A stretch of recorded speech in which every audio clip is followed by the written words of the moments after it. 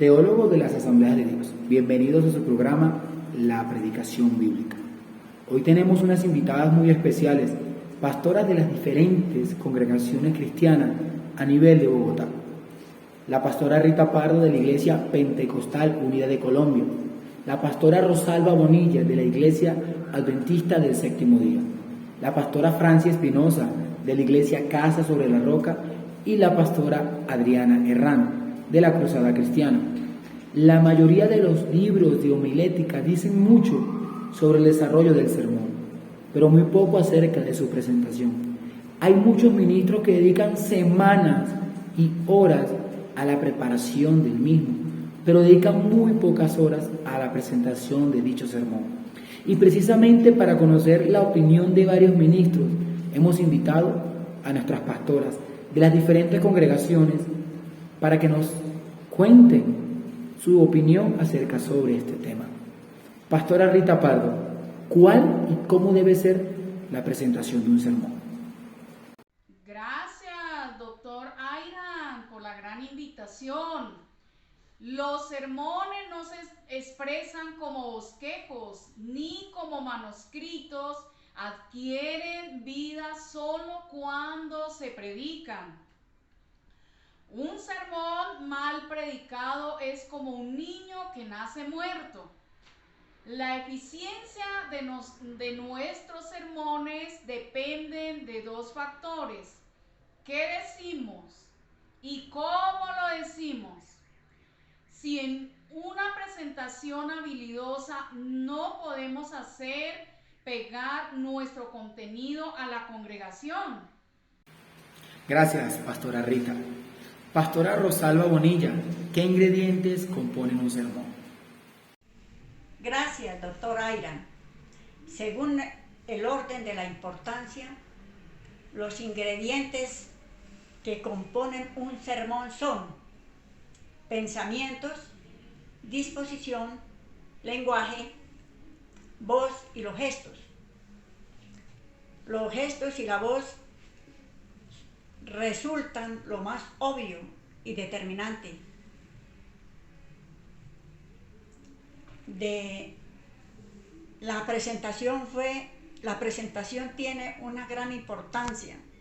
Transmitimos mensajes por la forma en que nos sentamos y en la forma en que nos paramos, por las expresiones faciales, los gestos e incluso por el espacio que permitimos entre nosotros y aquellos con quienes tratamos. Gracias, pastora Rosalba. Buen día, pastora Franci. ¿Cree usted que se puede comunicar un mensaje sin hablar? Buen día, doctora Ayran. Claro que sí.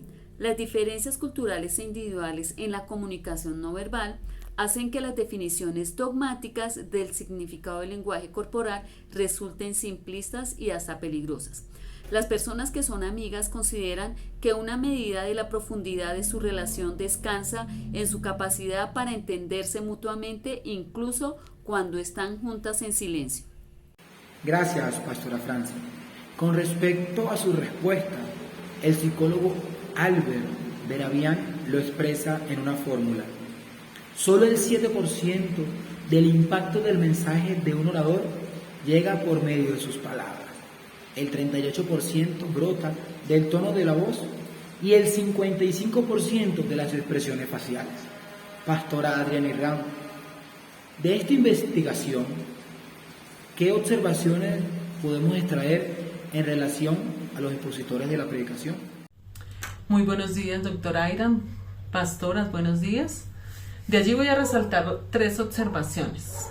En primer lugar, el lenguaje no verbal posee una importancia estratégica en la expresión pública.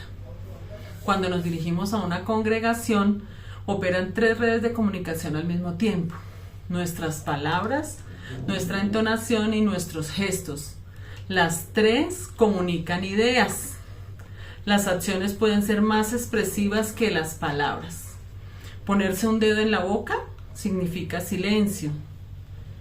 Abrir los ojos arqueando las cejas reflejan un grado de sorpresa que las palabras no pueden expresar. Como segunda observación, las investigaciones y la experiencia concuerdan en que si los mensajes no verbales contradicen a los verbales, los oyentes se ven más propensos a creer en el lenguaje silente. Parece más difícil mentir con el cuerpo que solo con los labios. Vemos que en las palabras de un pastor, él insiste en que eso es muy importante. Pero si el tono de su voz es monótono e inexpresivo y su cuerpo se encuentra rígido, la congregación no lo creerá. Y como tercera observación, una presentación eficaz comienza con ganas. En relación al discurso público, el aficionado dice palabras mientras que el profesional tiene un profundo deseo de comunicar. El aficionado se preocupa por sacar las ideas de su cabeza, mientras que el profesional lucha por tenerlas en la nuestra. En el caso del predicador, el conocimiento técnico y el entrenamiento en el arte del discurso público no pueden ocupar el lugar de la convicción y la responsabilidad. Por eso decimos que una buena predicación desde el púlpito se parece a una conversación dinámica. Excelente, Pastora Adriana, esas 3 observaciones. Quiero hacer una última pregunta a cada una para que podamos aclarar varios conceptos. Voy a empezar nuevamente con la Pastora Rita. ¿Cuáles son algunos de los factores no verbales en la presentación a los que deberíamos prestarle atención? Sí, doctor Ayran, yo creo que podemos hablar de arreglos en el vestuario del predicador. Es que deben ajustarse a los estilos, ¿sí? Por ejemplo, la barba, el bigote y el cabello en general. Imposibilitan la fijación de reglas absolutas. Cualquiera que sea su longitud debe estar bien arreglado. El arreglo también incluye el uso de desodorantes, buenos perfumes, porque el mal olor en cualquier parte del cuerpo puede levantar barreras. Donde queremos puente, ¿no? Sus trajes deben lucir muy limpios, espléndidos y muy bien planchados. La importancia de la presentación personal. Gracias, Pastora Rita. Pastora Rosalba, la misma pregunta. Mencione algunos de los factores no verbales en la presentación a los que deberíamos de prestarle atención. Sí, doctor Ayran. Como factores importantes también tenemos el movimiento y los gestos. Dios dispuso que el cuerpo humano tuviera movimiento. Si la congregación quiere una estatua, pues tiene que ir al museo. El predicador con éxito deja que su cuerpo hable por él. El gozo debe motivar el movimiento. El predicador tiene que llevar a la predicación la misma libertad con sus manos, sus brazos y sus gestos, como lo hace en privado. Aunque algunos gesticulamos más que otros, no debiéramos hacer menos gestos en el púlpito que en lo privado. Los gestos son una expresión, no para exhibirlos, sino para comunicar diferentes formas. Nos ayudan a explicar y a describir el mensaje. Así es, Pastora Rosalba. Pastora Francis, usted que trabaja en el Ministerio Infantil, ¿nos podría por favor explicar más acerca de las clases de gestos? Con mucho gusto, doctor Ayran. Entre ellos encontramos los gestos espontáneos. Como su nombre lo indica, salen muy naturales. Gesticule, pero no haga gestos. Tiene que surgir de adentro como resultado de la convicción y los sentimientos. Encontramos también los gestos definidos. Cuando haga uno, no lo haga a medias. ya que no comunica nada positivo. Si un gesto parece torpe, puede ser porque el cuerpo completo no lo apoya. Encontramos también los gestos variados. Deben ser variados porque la repetición de un gesto único, aunque sea espontáneo y enérgico, atrae la atención sobre el predicador e irrita a los oyentes. Y por último tenemos los gestos oportunos. Acompañan o preceden a la palabra o frase que lleva la mayor parte del significado. Si el impacto del gesto viene después de la palabra o de la frase, puede parecer ridículo. Bastante claro. Muchas gracias, Pastora Francia. Y por último, le voy a pedir a la Pastora Adriana que nos narre un poco sobre el contacto visual, expresión oral, el tono, el volumen, el desarrollo, la pausa, también relacionados con los factores no verbales en la presentación. Bueno, doctora Airan, voy a tratar de ser muy breve y muy puntual en todos estos temas. En cuanto al contacto visual, se sitúa entre los medios más efectivos de comunicación no verbal. Los ojos comunican, brindan respuesta y al mismo tiempo mantienen la atención del público. La congregación no escuchará atentamente a uno que no los ve mientras habla. Con la expresión oral podemos decir hablar es más que pronunciar palabras y frases. La voz transmite ideas y sentimientos independientemente de las palabras. La mayoría de los predicadores pueden mejorar la calidad de su voz si entienden cómo se forman los sonidos vocales. El predicador tendría que poder repetir, recitar todo el alfabeto en una sola respiración. El tono implica el movimiento de la voz hacia arriba y hacia abajo, en una escala en diferentes registros con diversas inflexiones. El tono uniforme del discurso nos hace dormir o nos cansa, como cuando un niño golpea la misma nota en el piano. No poder controlar el tono con eficacia es a veces la razón de que el sentido del humor del predicador parezca aburrido. El volumen. Las variaciones en el volumen producen interés y destacan la idea. Un cambio en el volumen comunica la importancia relativa de las ideas.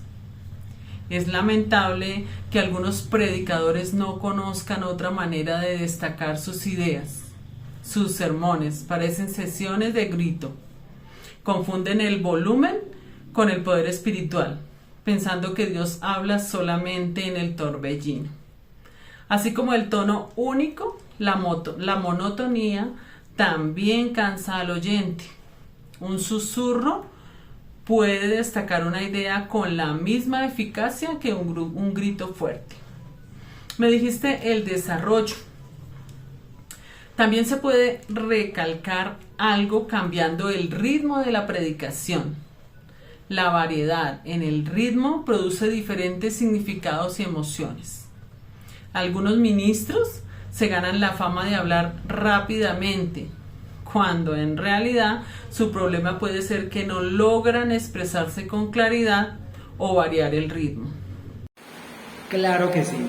Muchísimas gracias, Pastora Adriana, por su disposición. Y bueno, esto era todo por el día de hoy. Sin antes agradecer a nuestras 4 pastoras invitadas. Quedamos atentos a sus comentarios e inquietudes. Muchas gracias por estar pendientes de nuestro programa. Chao, chao. Hasta la próxima. Que Dios los bendiga. Buenas tardes, Pastora Lilia. Mi nombre es Diana Camargo.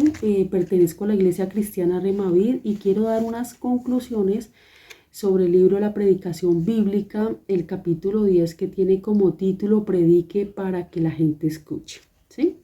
Lo primero que habla este capítulo 10 es de darle vida al mensaje. El predicador se ocupa de preparar muy bien su tema, se ocupa de conocer bien su tema, se ocupa también de lo espiritual. Yo sé que estando en oración,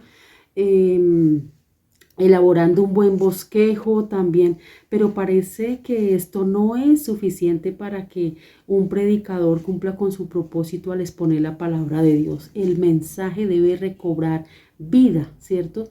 No podemos presentar un mensaje como un texto aprendido, ¿cierto? Debemos de darle vida al mensaje, ¿cierto? Ese mensaje debe fluir, debe ser enriquecido, debe ser también lleno de entusiasmo para captar la atención del oyente de principio a fin de este mensaje. Si no damos vida a este mensaje, el tema se volverá aburrido, se distraerá el oyente y puede ser un discurso aún desastroso si no se le da vida al mensaje. La eficiencia de nuestros sermones depende de dos cosas. Nos enseña allí de cómo decimos las cosas y de qué estamos diciendo, ¿cierto? Entonces también es muy importante el tema de darle vida a nuestros mensajes. La palabra que estamos llevando tiene vida de hecho porque es la palabra de Dios. Pero sin una buena presentación no podremos estar transmitiendo de una manera efectiva este mensaje. Debemos de saber que el predicador es la presentación del tema que se está hablando. Cuando predicamos, nosotros somos un conjunto de cosas y todo de nosotros está hablando en ese momento. El predicador debe tener pasión, debe tener energía y debe tener actitud al presentarse frente a la congregación. De lo contrario, no tendremos la atención del público de principio a fin al exponer la palabra. El estímulo del predicador debe ser que lo que está entregando a la congregación es el fundamento de sus vidas. El predicador debe presentar el mensaje y ese mensaje debe ser presentado en un estilo apropiado. Entonces es importante la forma en que se presenta el mensaje, cómo estamos transmitiendo este mensaje, cuál es nuestra actitud, cuál es nuestra fuerza al estar delante